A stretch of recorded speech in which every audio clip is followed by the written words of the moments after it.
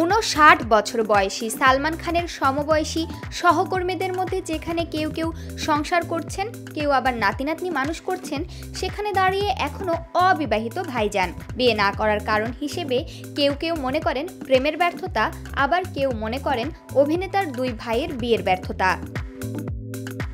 তবে বিয়ে না করার আসল কারণ কি, তা কয়েক বছর আগেই প্রকাশ্যে এনেছিলেন বলিউড ভাইজান। 2018 সালের গ্লোবাল সামিটে উপস্থিত হয়ে বিয়ে নিয়ে করা প্রশ্নের উত্তরে অভিনেতা যা বলেছিলেন তা রীতিমতো হাস্যকর। বিয়ে প্রসঙ্গে প্রশ্ন উঠতে সালমান খান বলেন, আমার কাছে এত টাকা কই?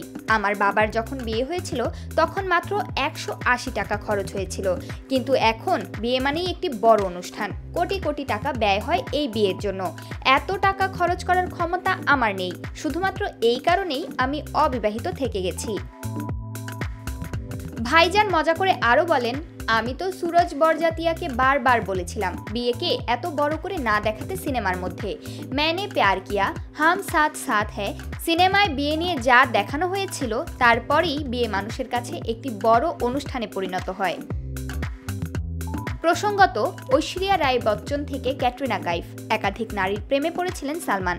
দুর্ভাগ্যবশত কোনো সম্পর্কই বেশি দিন টেকেনি। বর্তমানে রোমানিয়ান অভিনেত্রী তথা টিভি উপস্থাপিকা ইউলিয়া ভান্তুরের সঙ্গে সম্পর্ক রয়েছে ভাইজানের, এমনটাই শোনা যাচ্ছে। তবে এই সম্পর্ক আদৌ পরিণতি পাবে কিনা সেটা নিয়ে দ্বন্দ্ব রয়েই গেছে।